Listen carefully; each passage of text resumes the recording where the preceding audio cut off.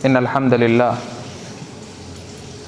نحمده ونستعينه ونستغفره ونعوذ بالله من شرور أنفسنا ومن سيئات أعمالنا من يهده الله فلا مضل له ومن يضلله فلا هادي له ونشهد أن لا إله إلا الله وحده لا شريك له ونشهد أن محمدا عبده ورسوله أما بعد فإن خير الحديث كتاب الله وخير الهدي هدي محمد صلى الله عليه وسلم وشر الأمور محدثاتها وكل محدثة بدعة وكل بدعة ضلالة وكل ضلالة في النار. يا أيها الناس اتقوا ربكم الذي خلقكم من نفس واحدة وخلق منها زوجها وبث منهما رجالا كثيرا ونساء واتقوا الله الذي تساءلون به والأرحام إن الله كان عليكم رقيبا. فأعوذ بالله السميع العليم من الشيطان الرجيم. بسم الله الرحمن الرحيم. قاف والقرآن المجيد بل عجبوا أن جاءهم منذر منهم فقال الكافرون هذا شيء عجيب أإذا متنا وكنا ترابا ذلك رجع بعيد قد علمنا ما تنقص الأرض منهم وعندنا كتاب حفيظ بل كذبوا بالحق لما جاءهم فهم في أمر مريج. وقال الله تبارك وتعالى في موضع آخر يا أيها الذين آمنوا كلوا من طيبات ما رزقناكم واشکروا للہ. سورۃ البقرہ آیت نمبر 172. تمام قسم کی تعریفیں، کبریائی، بڑائی، بزرگی، پاکی صرف اور صرف اس اللہ وحدہ لا شریک کے لیے لائق و زیبا ہے جو اس روئے زمین کا خالق و مالک، رازق دو جہاں ہیں. وہی ہے جس نے اس روئے زمین پر انبیاء علیہم السلام کو مبعوث فرمایا، خصوصاً میرے اور آپ کے نبی حبیب جناب محمد رسول اللہ صلی اللہ علیہ وسلم اور ان کے اصحاب کو. حضرات، آج کے اس خطبہ جمعہ میں جس عنوان کو لے کر آپ تمام کے سامنے حاضر ہوا ہوں وہ ہے رزق کی کنجیاں. محترم حضرات،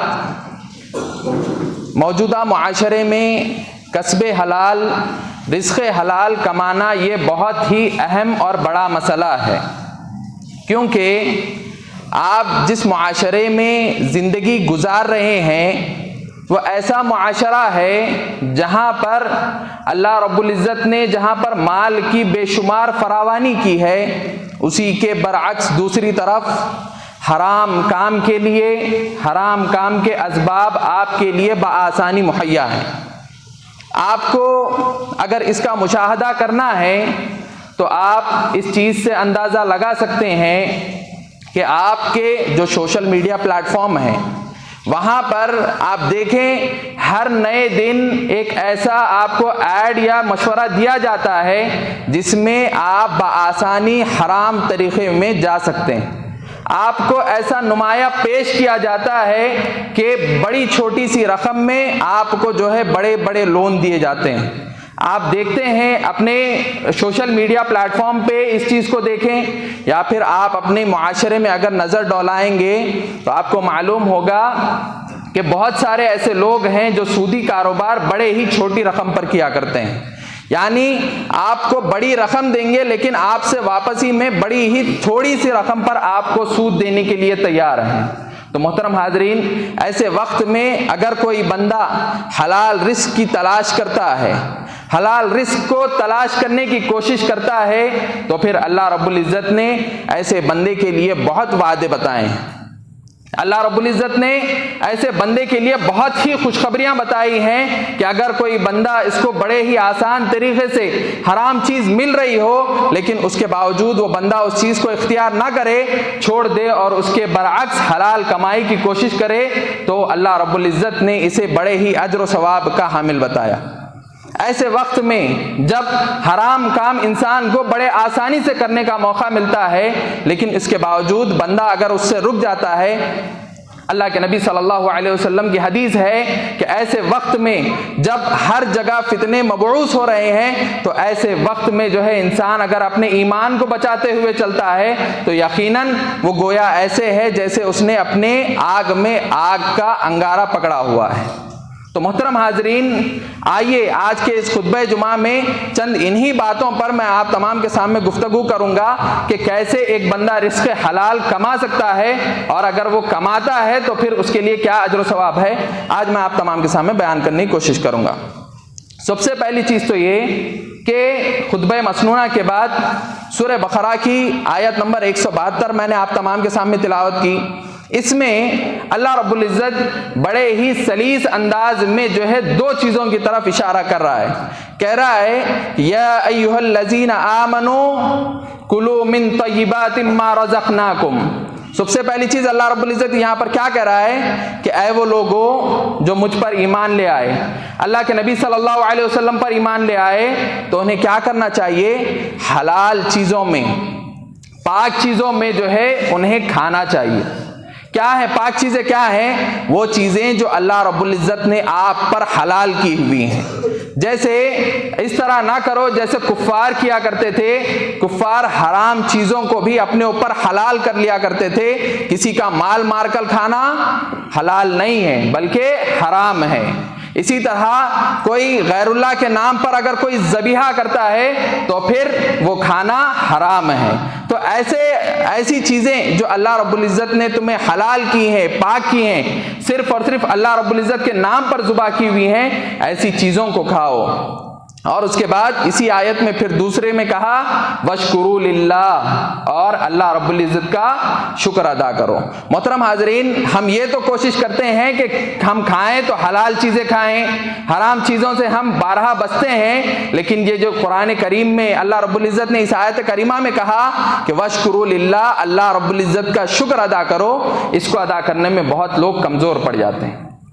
اللہ رب العزت کا ہم اس طرح شکر ادا نہیں کرتے جس طرح ہمیں کرنا چاہیے۔ ہمیں اللہ کے نبی صلی اللہ علیہ وسلم کی اس حدیث سے اس بات کا اندازہ ہوگا۔ اللہ کے نبی صلی اللہ علیہ وسلم نے کہا کہ جو کوئی شخص کھانا کھانے کے بعد یہ دعا پڑھے الحمدللہ الذی اطعمنی ھذا ورزقنیہ من غیر حول منی ولا قوہ، اللہ کے نبی صلی اللہ علیہ وسلم فرماتے ہیں غفر لہ ما تقدم من ذنبہ، یعنی جو شخص کھانا کھانے کے بعد اللہ رب العزت کا شکر ادا کرتا ہے اس دعا کے ذریعے، تو یقیناً وہ بندے کے پچھلے جتنے گناہ ہیں تمام کے تمام معاف کر دیے جاتے ہیں۔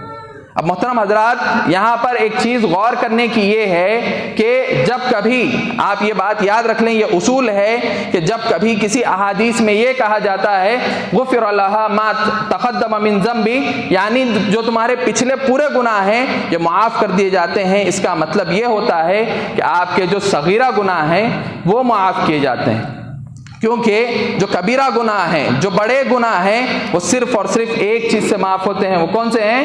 توبہ کے ذریعے۔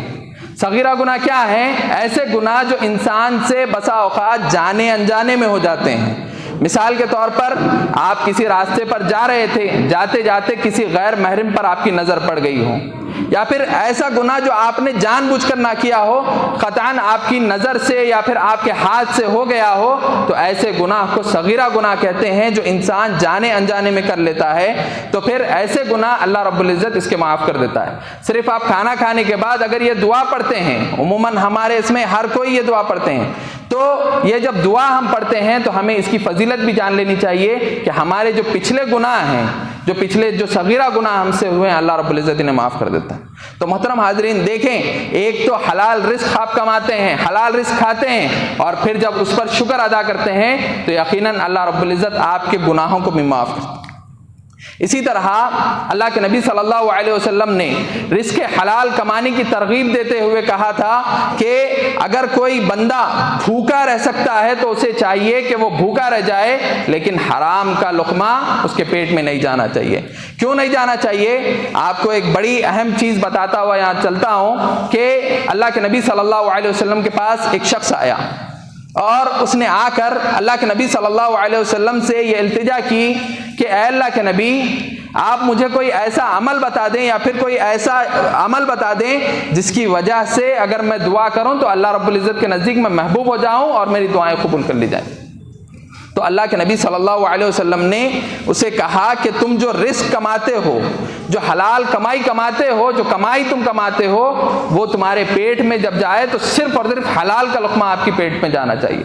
آج ہمارے معاشرے میں ہم اللہ رب العزت سے بہت ساری دعائیں کرتے ہیں، لیکن ہماری دعائیں کیوں قبول نہیں ہوتی؟ اس کی بڑی اہم وجہ ہے آپ کی جو دعائیں ہیں، یہ دعاؤں کا تعلق آپ کے رزق سے ہوا کرتا ہے۔ یاد رکھو میرے بھائی، ہمیشہ یاد رکھو یہ بات کہ آپ کی دعاؤں کا جو تعلق ہے، آپ کی دعائیں اسی وقت قابل قبول ہو سکتی ہیں جب آپ کا رزق، آپ جو کھا رہے ہو، پہن رہے ہو، اوڑھ رہے ہو، یہ تمام کی تمام چیزیں جو ہے حلال طریقے سے کمائی گئی ہوں۔ جب تک آپ کا لقمہ حلال نہیں ہوگا آپ کی دعائیں ہرگز قبول نہیں ہوگی۔ آگے میں آپ کو بتاتا چلوں گا کہ کس طرح اللہ رب العزت ایک بندے کی دعا کو رد کرتا ہے جب وہ حلال نہیں کماتا۔ تو محترم حاضرین، ہمیں چاہیے کہ ہم جب کبھی کوشش کریں حلال کمائیں اور اس کے ساتھ ساتھ جبھی بھی کھائیں تو اللہ رب العزت کا شکر ادا کرتے رہیں۔ اسی طرح دوسری یہ چیز جس میں اللہ کے نبی صلی اللہ علیہ وسلم نے ہمیں ترغیب دی کہ ہمیں حلال تو کمانا چاہیے لیکن حرام طریقوں سے بچنا بھی چاہیے۔ کیسے بچیں گے آپ؟ تو اللہ کے نبی صلی اللہ علیہ وسلم فرماتے ہیں، راوی حدیث ابو ہریرہ رضی اللہ تعالیٰ عنہ کہتے ہیں کہ یا ایھا الناس ان اللہ طیب لا یقبل الا الطیب، یعنی اللہ رب العزت پاک ہے اور اللہ رب العزت جن چیزوں کو قبول کرتا ہے وہ بھی صرف اور صرف پاک چیزوں کو قبول کرتا ہے۔ حرام چیزیں، گندی چیزیں یا پھر ایسی چیزیں جو غیر اللہ کے نام پر ذبح کی گئی ہوں، آپ کوئی عمل کرتے ہوں اور اس کے اندر اگر آپ اللہ کے ساتھ کسی کو شریک کر رہے ہو تو پھر وہ عمل آپ کا قابل قبول نہیں ہے۔ کیوں؟ کیونکہ اللہ رب العزت پاک ہے اور آپ کا جو آپ عمل کر رہے ہو اس کے اندر آپ اللہ رب العزت کے ساتھ کسی کو شریک کر رہے ہو تو پھر اللہ یہ عمل کو قبول نہیں کرتا۔ اللہ یہاں پر کہہ رہا ہے کہ ان اللہ طیب لا یقبل الا الطیب۔ یہاں پر مورخین لکھتے ہیں، علماء یہاں پر لکھتے ہیں کہ اس سے مراد دو چیزیں ہیں۔ ان اللہ طیب لا یقبل الا الطیب سے مراد یہاں پر دو چیزیں اللہ رب العزت آپ کو بتانا چاہتا ہے۔ سب سے پہلی چیز تو یہ کہ اللہ رب العزت پاک ہے، آپ اللہ کے ساتھ کسی کو شریک نہیں کریں گے۔ یعنی آپ کا جو کھانا ہے، پینا ہے، کوئی بھی عمل آپ کر رہے ہو تو اس کے اندر سب سے پہلی چیز کیا ہونی چاہیے؟ اخلاص ہونا چاہیے۔ یہ یاد رکھیں کہ دو اعمال کے بغیر آپ کا کوئی بھی عمل قابل قبول نہیں ہو سکتا۔ سب سے پہلی چیز کیا ہے؟ اخلاص ہونا چاہیے۔ آپ کے کوئی بھی عمل میں آپ کو چاہیے اخلاص ہونا چاہیے۔ دوسرا کیا ہے؟ جو کام آپ کر رہے ہیں وہ شریعت کے مطابق ہونا چاہیے۔ یہ چیز یاد رکھ لیں، آپ کوئی بھی عمل کرتے ہو اگر وہ شریعت کے مطابق نہیں ہے، اللہ کے نبی صلی اللہ علیہ وسلم کے طریقے پر نہیں ہے تو پھر ہرگز وہ عمل آپ کا قابل قبول نہیں ہو سکتا۔ اس کے بعد اللہ کے نبی صلی اللہ علیہ وسلم نے فرمایا ان اللہ امر بالمؤمنین کما امر بہ المرسلین، اور اللہ رب العزت نے مومنوں کو بھی وہی حکم دیا ہے جو انبیاء علیہم الصلاۃ والسلام کو دیا تھا۔ اس کے بعد اللہ کے نبی صلی اللہ علیہ وسلم نے یہ ایک آیت کریمہ تلاوت فرمائی، یا ایھا الرسل کلوا من طیبات واعملوا صالحا۔ اللہ کے نبی صلی اللہ علیہ وسلم نے فرمایا کہ آپ جو ہے اے انبیاء، آپ کو جو ہے نیک چیزیں اور نیک اعمال کرنے کا حکم دیا، اور کمائی اگر آپ کو کرنی ہے تو پھر وہ حلال کمائی کرنی ہے۔ حرام کمائی سے آپ جو ہے کوئی بھی عمل آپ کا قابل قبول نہیں ہو سکتا۔ اس کے بعد اللہ کے نبی صلی اللہ علیہ وسلم نے اس شخص کی مثال دیتے ہوئے کہا کہ جو شخص بڑے ہی محنتوں سے، مشقتوں سے اور سفر کی پوری مشقتیں برداشت کرتے ہوئے حج اور عمرے کو جاتا ہے، وہاں پر جاتا ہے، اپنے رب کے سامنے ہاتھ اٹھاتا ہے اور کہتا ہے یا ربی یا ربی، اے میرے رب میری یہ دعا ہے، یہ تو سن لے، لیکن اللہ رب العزت اس کی دعا کو رد کر دیتا ہے۔ کیوں رد کر دیتا ہے؟ وَمَطْعَمُهُ حَرَامٌ وَمَشْرَبُهُ حَرَامٌ وَمَلْبَسُهُ حَرَامٌ، یعنی اس کا پہننا، اس کا اوڑھنا، اس کا کھانا پینا، تمام چیزیں حرام کی ہوتی ہیں۔ آج ہم اگر معاشرے میں ہم نظر ڈالتے ہیں تو ہمیں ایسے بہت سارے لوگ ملیں گے کہ جو بارہا حج عمرہ کرتے ہیں لیکن ان کی جو کمائی ہے وہ کی ہے؟ حرام کمائی ہے۔ حرام کمائی پر اگر انسان جو ہے حج کر لے، عمرہ کر لے، کعبۃ اللہ کے پاس بھی جا کر اللہ سے دعا کر لے تو پھر اس کی دعا قابل قبول نہیں ہو سکتی۔ تو حلال طریقے سے رزق کمانا اور پھر اس میں جو ہے انسان اپنے آپ کو پکڑے رکھے اور حلال طریقے سے کمائے اور پھر اللہ سے دعا کرے، یقیناً وہ بندے کی دعائیں قبول ہوتی ہیں۔ تو محترم حاضرین، اس کے بعد آج کا جیسے میں نے خطبے کا عنوان بتایا کہ وہ کون سے اسباب ہیں اگر کوئی بندہ اختیار کرتا ہے تو پھر اس کو جو ہے رزق حلال عطا کیا جاتا ہے اور اس کی دعائیں قبول کر لی جاتی ہیں۔ تو محترم حاضرین، آج کے اس میں آپ کو سب سے پہلی چیز جو آپ کو کرنا ہے رزق حلال کمانے کے لیے اور اس کے بعد آپ کی دعائیں اگر قبول ہونی ہے تو سب سے پہلے آپ کو کیا کرنا چاہیے؟ توبہ و استغفار کرنے چاہیے۔ توبہ استغفار یہ سب سے پہلا ذریعہ ہے۔ اگر کوئی بندہ توبہ و استغفار کرتا ہے تو یقیناً وہ بندے کی دعائیں رد نہیں کی جاتی، اسے حلال روزی عطا کی جاتی۔ تو محترم حاضرین، توبہ و استغفار کرتے رہنا چاہیے، کیونکہ نوح علیہ السلام کی قوم کو دیکھیں، جب اللہ رب العزت نے انہیں اس بات کا حکم دیا کہ وہ حلال کمائی کمائے تو پھر اللہ رب العزت نے ان کے مال میں برکت عطا کی تھی۔ نوح علیہ السلام کی قوم کا اگر آپ تاریخی یہ پڑھیں گے تو آپ کو معلوم ہوگا کہ اس میں حلال کمائی کمانے کا جو ہے انہیں حکم دیا گیا تھا۔ اگر وہ حلال کمائی کماتے ہیں تو پھر انہیں اللہ رب العزت نے مال میں برکت عطا کی تھی۔ اسی طرح عمر ابن خطاب رضی اللہ تعالیٰ عنہ کے پاس ایک مرتبہ جب عمر ابن خطاب رضی اللہ تعالیٰ عنہ کی خلافت تھی تو اس زمانے میں قحط سالی پڑ گئی، قحط پڑ گیا، یعنی اللہ رب العزت کی جانب سے بارش نہیں ہو رہی تھی۔ تو پھر عمر ابن خطاب رضی اللہ تعالیٰ عنہ شہر سے باہر نکلے، کیونکہ جو نماز استسقاء کا طریقہ ہے کہ لوگ شہر سے باہر نکلتے ہیں اور جو ان کا امام ہوتا ہے وہ نماز پڑھاتا ہے، 2 رکعت نماز پڑھاتا ہے اور پھر جو ہے اللہ رب العزت سے دعا کرتا ہے تو پھر اللہ رب العزت جو ہے بارش کو نازل کرتے ہیں۔ اسی طرح عمر ابن خطاب کے زمانے میں بھی ایک مرتبہ قحط سالی پڑ گئی، تو ایسے وقت میں عمر ابن خطاب نماز استسقاء کے لیے باہر نکلے اور پھر جس صحرا کے مقام پر گئے وہاں پر لوگوں کو نماز پڑھائی اور پھر دعا کی۔ دعا میں صرف اور صرف اپنے گناہوں کی معافی طلب کی، صرف اور صرف اپنے گناہوں کی معافی طلب کرتے رہے کہ اے اللہ ہمارے یہ گناہ ہیں، اللہ تم ہمیں معاف کر دے۔ تو یقیناً اللہ رب العزت نے ان کی دعا کو سن لیا، اپنی گناہوں کی معافی طلب کر لیے اور واپس آ گئے اور پھر دوسرے دن بارش نازل ہو گئی۔ صحابہ نے پوچھا کہ اے عمر ابن خطاب، ہم نے تو اللہ رب العزت سے آپ کو بارش کے لیے دعا کرتے ہوئے نہیں دیکھا۔ تو عمر ابن خطاب رضی اللہ تعالیٰ عنہ کہتے ہیں کہ یہ جو میں نے اپنے گناہوں کی معافی طلب کی تھی اس کی وجہ سے اللہ رب العزت نے یہ بارش نازل کی۔ یعنی بندوں کے جو گناہ ہوتے ہیں اس کی وجہ سے اللہ رب العزت کی رحمت نازل نہیں ہوتی۔ تو محترم حضرات، ہمیں چاہیے کہ ہم اپنے گناہوں کی بارہا معافی طلب کرتے رہیں، کیونکہ یہ معافی ہی ایک ایسا ذریعہ ہے جس کے ذریعے اللہ رب العزت آپ تمام کو معاف کر سکتا ہے۔ اللہ کے نبی صلی اللہ علیہ وسلم جن کے بارے میں اللہ رب العزت نے خود یہ وعدہ کر دیا تھا کہ آپ کے اگلے پچھلے تمام گناہ معاف کر دیے گئے ہیں، لیکن اس کے باوجود آپ دیکھیں اللہ کے نبی صلی اللہ علیہ وسلم کے بارے میں آتا ہے کہ اللہ کے نبی دن میں 70 بار اپنی مغفرت طلب کیا کرتے تھے۔ اللہ رب العزت سے اپنی مغفرت 70 مرتبہ اللہ کے نبی صلی اللہ علیہ وسلم طلب کیا کرتے تھے، لیکن آج ہم اگر اپنا جائزہ لیں تو ہمیں اس کا برعکس نظر آتا ہے۔ ہم دن میں 1 مرتبہ بھی اپنے گناہوں کی معافی نہیں طلب کرتے، کیونکہ اللہ رب العزت کو یہ ادا بڑی پسند ہے۔ اللہ رب العزت خود کہتا ہے کہ کل بنی آدم خطاء وخیر الخطائین توابون، یعنی سب سے بہترین خطا کار آپ تمام خطا کار ہیں، ہم سب خطا کار ہیں، لیکن خطا کاروں میں بھی سب سے بہترین شخص وہ ہے، کون ہے؟ جو اپنے گناہوں کی معافی طلب کرے۔ گناہوں کی معافی طلب کرنا یہ سب سے بہترین عمل ہے۔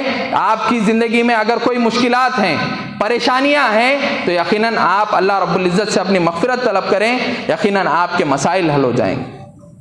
توبہ و استغفار یہ ایک ایسا ذریعہ ہے جس سے بندہ اپنے رب سے سب سے زیادہ قریب ہو سکتا ہے، کیونکہ توبہ و استغفار جب تک نہیں کرے گا بندہ، اللہ نے آپ کے نفس میں اس کو خطا کو رکھا ہے. آپ ہرگز یہ چیز ممکن ہی نہیں کہ آپ سے کوئی خطا نہ ہو, کوئی گناہ نہ ہو, لیکن اس کے باوجود اللہ رب العزت آپ کو معاف کر سکتا ہے. کب؟ جب آپ اللہ کے سامنے اپنے ہاتھوں کو اٹھا کر گڑ گڑائیں گے, دعا کریں گے, اپنی مغفرت طلب کریں گے, اسی وقت اللہ رب العزت آپ کو معاف کرے گا.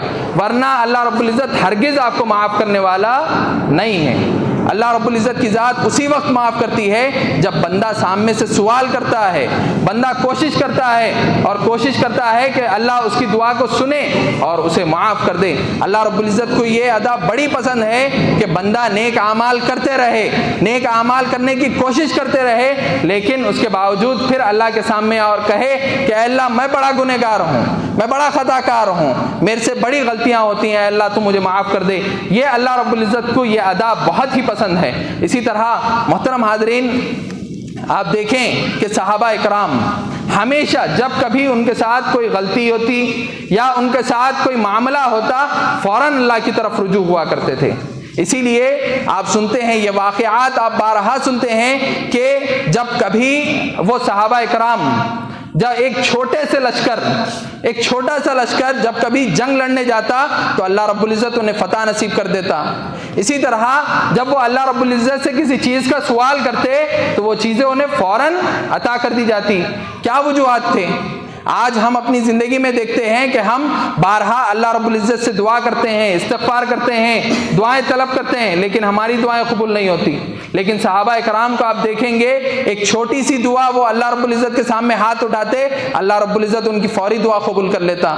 یا پھر کچھ صحابہ اکرام کے ایسے چھوٹے اعمال تھے جن کی وجہ سے اگر وہ دیکھتے تو اللہ کے نبی صلی اللہ علیہ وسلم نے انہیں دنیا میں جو ہے جنت کی بشارت دے دی. تو اس کی کیا وجوہات ہیں؟ تو محترم حاضرین یہی ہے کہ وہ لوگ ہمیشہ اللہ رب العزت سے جڑ کر رہا کرتے تھے, اللہ رب العزت کے لیے ہر عبادت کیا کرتے تھے, اللہ کے ساتھ کسی کو شریک نہیں کیا کرتے تھے, اور اپنے گناہوں کی معافی طلب کیا کرتے تھے. یہی وجہ تھی جس کی وجہ سے اللہ رب العزت ان کی دعاؤں کو فوراً قبول کر لیتا اور انہیں جو چیز چاہیے تھی وہ چیز جلد از جلد عطا کر دیتا. تو ہمیں بھی چاہیے کہ ہم اپنے گناہوں کی معافی طلب کرتے رہیں, اللہ رب العزت سے اپنے گناہوں کی معافی طلب کریں تو یقیناً آپ کے جو مسائل ہیں, مشکلات ہیں, پریشانیاں ہیں, یقیناً حل ہو سکتی ہیں. تو محترم حاضرین, سب سے پہلی چیز تو یہ کہ رزق کی جو سب سے پہلی کنجی ہے, یعنی اگر کوئی بندہ چاہتا ہے کہ اپنے رزق میں وہ برکت کو دیکھے اور اسی طرح اپنے رزق میں اضافے کو دیکھے, تو اسے سب سے پہلی چیز جو کرنی چاہیے وہ کیا کرنا ہے؟ توبہ و استغفار کرنا ہے. پھر اس کے بعد دوسری چیز جو ایک بندے کو جو ہے اپنے رزق میں اضافے کے لیے کرنا ہے وہ کیا کرنا ہے؟ اللہ رب العزت کے لیے جو ہے, اللہ رب العزت کی عبادت کے لیے اس کو بندے کو وقت نکالنا ہے. آج ہم دیکھتے ہیں کہ ہمارے پاس ہر چیز کے لیے وقت ہے, ہر چیز کے لیے ہمارے پاس وقت ہے کہ ہمارے پاس کھانے کے لیے فلاں ٹائم مقرر ہے, کوئی اور اسکول کے لیے ایک ٹائم مقرر ہے, اسی طرح ہر چیز کے لیے ہمارے پاس وقت ہے, لیکن اللہ رب العزت کی عبادت کے لیے ہمارے پاس وقت نہیں. سب سے اہم چیز, انسان کیا کرتا ہے؟ کاروبار میں بڑی جد و جہد کرتا ہے, کوشش کرتا ہے اور بہت زیادہ کوشش کرتا ہے کہ میں جتنا زیادہ وقت دوں گا میں اتنا زیادہ مال کما سکتا ہوں, لیکن دینے والی ذات کون ہے؟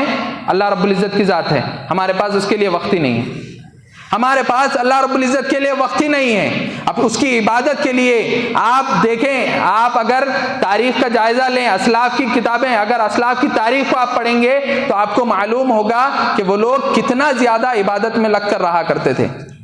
اتنی ہر دن کے ایام کی تو بات چھوڑ دیں, صرف جمعہ کے دن کے لیے آپ دیکھ لیں, اللہ کے نبی صلی اللہ علیہ وسلم نے جمعہ کے دن کو ہمارے لیے عید کا دن مقرر کیا تھا, عید کا دن مقرر کیا تھا, اور ان میں اعمال بھی بتائے تھے کہ بندے کو جمعہ کے دن یہ اعمال اگر آپ کریں گے, جیسے سورہ کہف کی تلاوت کرنا ہے, اللہ کے نبی صلی اللہ علیہ وسلم پر خصوصی طور پر جمعہ کے دن زیادہ سے زیادہ درود بھیجنا ہے.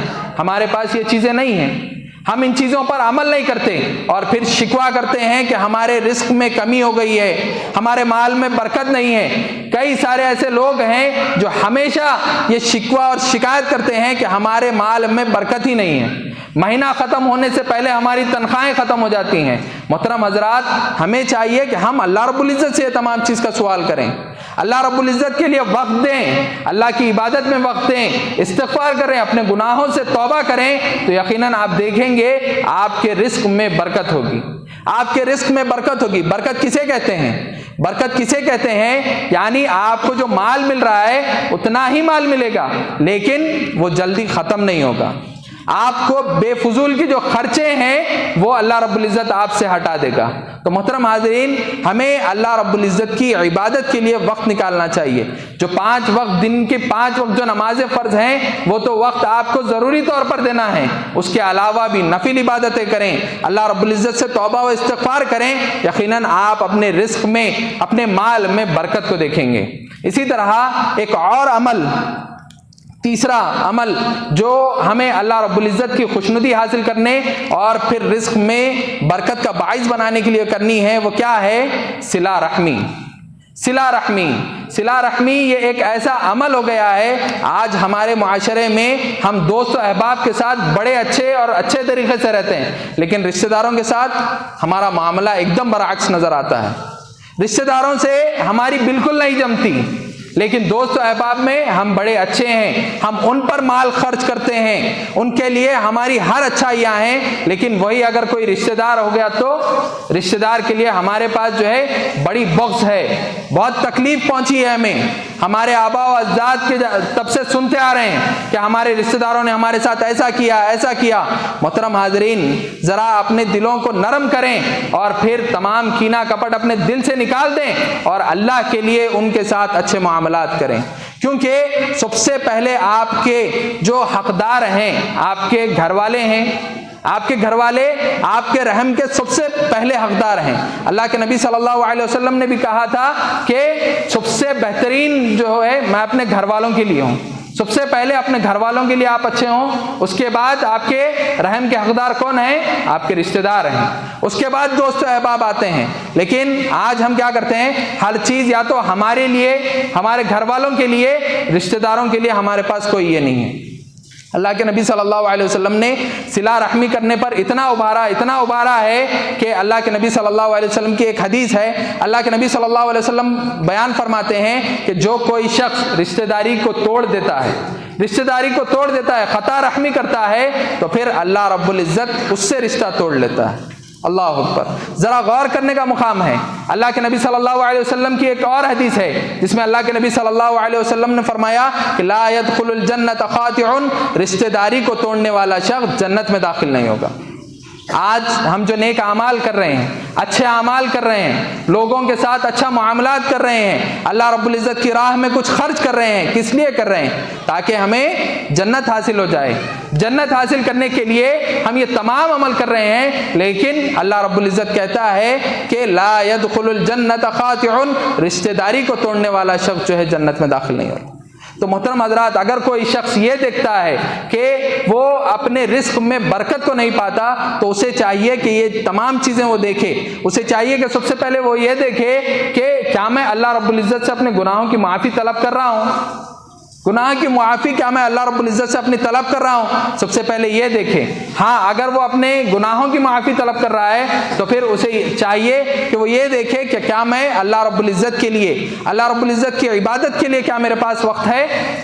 جب بندہ یہ بھی دیکھ لے کہ ہاں میں اللہ رب العزت کی عبادت کے لیے بھی وقت نکال رہا ہوں، تو پھر اسے چاہیے کہ وہ تیسری چیز یہ دیکھے کہ کیا میں اپنے رشتہ داروں کے ساتھ صلہ رحمی کرتا ہوں، کیا میں اپنے رشتہ داروں کے ساتھ صلہ رحمی، نرمی کا معاملہ، یا پھر ان کی ہر تکلیف میں ان کے ساتھ رہتا ہوں۔ اگر یہ بندہ یہ چیز بھی دیکھتا ہے تو محترم حاضرین یقین جانیں اللہ رب العزت اس کے رزق میں برکت عطا کرتا ہے۔ یہ چیزیں ہیں، یہ کنجیاں ہیں، یہ چابیاں ہیں۔ اگر بندہ ان چیزوں کو اپنی زندگی میں اختیار کر لے تو یقیناً وہ بندہ اپنی زندگی میں رزق میں برکت پائے گا، اپنے مال میں برکت پائے گا، وہ کبھی جو ہے رزق کے لیے پریشان نہیں ہوگا۔ تو محترم حاضرین، سب سے پہلی چیز جو ہمیں دیکھنی ہے وہ کیا ہے؟ سب سے پہلے اللہ رب العزت سے اپنے گناہوں کی معافی طلب کرنی ہے، توبہ و استغفار کرنا ہے۔ دوسری چیز کیا ہے؟ اللہ رب العزت کی عبادت کے لیے ہمیں وقت نکالنا ہے۔ تیسری چیز جو ہمیں کرنی ہے وہ کیا ہے؟ صلہ رحمی کرنی ہے، رشتہ داروں کے ساتھ نرمی کا معاملہ کرنا ہے، اور ہر برے وقت میں ہمیں ان کے ساتھ رہنا چاہیے۔ تو محترم حاضرین، یہ تین چیزیں ہیں۔ اسی کے ساتھ ساتھ چوتھی چیز جو اللہ کے نبی صلی اللہ علیہ وسلم نے رزق میں برکت کا باعث بتایا ہے وہ یہ ہے کہ اللہ کی راہ میں خرچ کرنا۔ اب یہاں پر بہت سا مسئلہ پیدا ہوتا ہے کیسا؟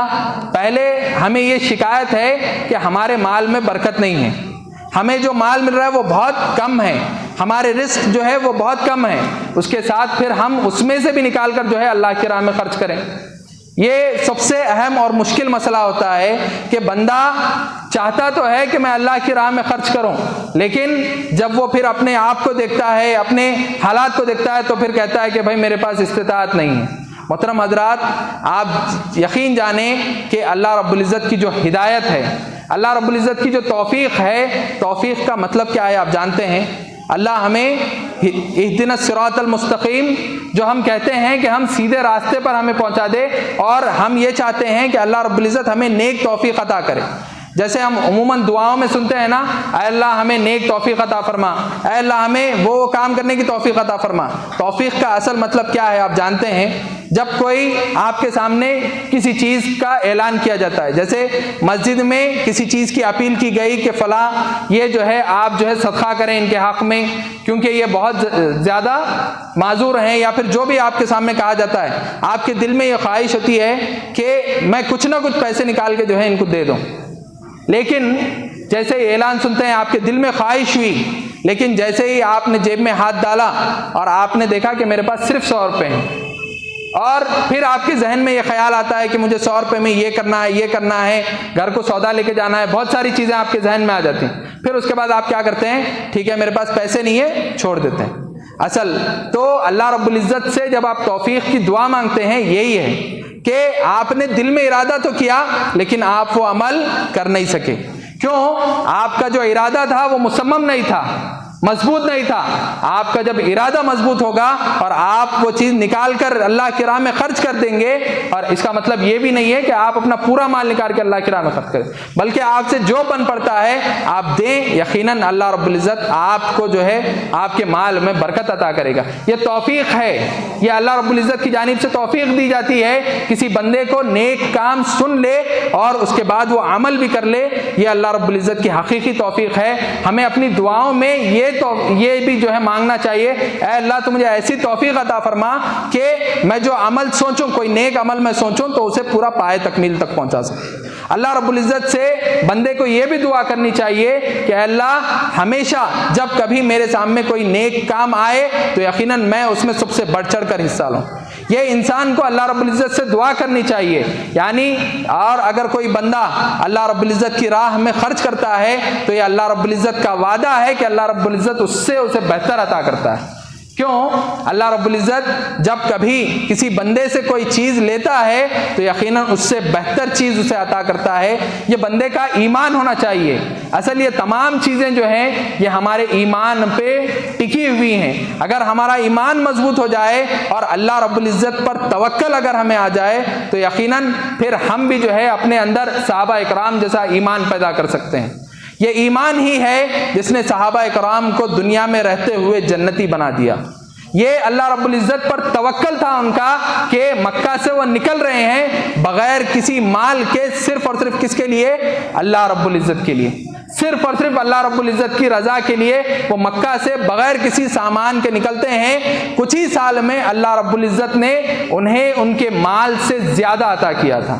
یہ ایمان تھا ان کا، کیونکہ انہیں اس بات کا یقین تھا کہ اللہ رب العزت اگر ہم سے یہ چھوٹا موٹا مال ہم سے اگر لے رہا ہے، ہم سے چھینا جا رہا ہے، تو یقیناً اللہ رب العزت کی ذات اس چیز پر قادر ہے کہ ہمیں اس سے بہتر مال عطا کر سکے۔ آپ دیکھیں جیسے مکہ سے صحابہ اکرام نکلے، کچھ ہی عرصے میں جنگ بدر، جنگ احد، جنگ خندق میں اتنا مال صحابہ اکرام کے پاس آ گیا تھا کہ ہر صحابی جو ہے اس زمانے میں جو بھی جنگ میں شامل تھے تمام کے پاس مال غنیمت پہنچ چکا تھا۔ تو محترم حاضرین، یہ ایمان ہے۔ ہمیں چاہیے کہ اگر ہم اللہ کی راہ میں خرچ کر رہے ہیں تو پھر اللہ رب العزت سے یہ امید بھی ہمیں رہنی چاہیے کہ اللہ رب العزت ہمیں اس سے بہتر عطا کرے گا۔ تو اگر کوئی بندہ یہ چاہتا ہے کہ اپنے رزق میں وہ برکت کو دیکھے اور رزق میں اضافے کو دیکھے تو اسے چاہیے کہ وہ اللہ کی راہ میں خرچ بھی کرے۔ اللہ کی راہ میں خرچ کرنا یہ بہت ہی اہم فریضہ ہے، کیونکہ یہ اللہ رب العزت نے یہ جو مال آپ کو دیا ہے یہ ایک امانت ہے، یہ ایک امانت ہے. اللہ رب العزت نے آپ کو مال دیا ہے تو اس کا مطلب یہ ہے کہ آپ جو ہے اپنا مال استعمال کرنے کے بعد جو کچھ بچ جائے وہ غربا کے لیے تقسیم کر دیں.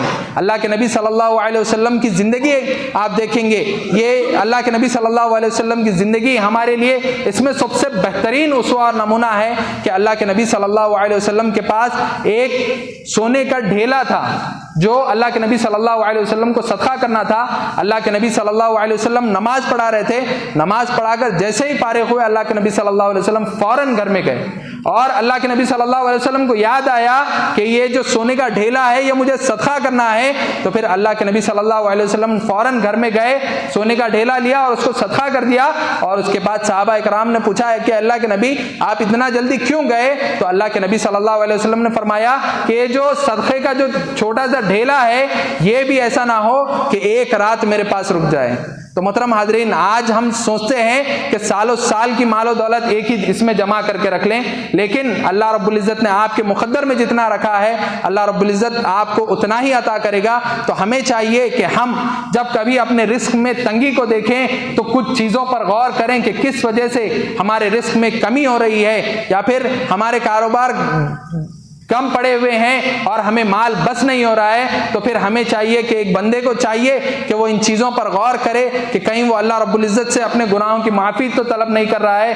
تو پھر اسے چاہیے کہ وہ اللہ کی طرف رجوع ہو, اللہ کی عبادت کے لیے وقت نکالے, اسی طرح صلہ رحمی کرے اور اسی کے ساتھ ساتھ اللہ رب العزت کی راہ میں بھی خرچ کرے. یقیناً یہ وہ چیزیں ہیں کہ اگر کوئی بندہ ان چیزوں کو اختیار کرتا ہے یقیناً وہ اپنے رزق میں برکت کو پائے گا. آخر میں اللہ رب العزت سے دعا گو ہوں کہ اللہ رب العزت ہم تمام کو سننے سے زیادہ عمل کرنے کی اور ایسے کاموں کو بڑھ چڑھ کر حصہ لینے کی توفیق عطا فرمائے. آمین یا رب العالمین. والسلام علیکم ورحمۃ اللہ وبرکاتہ.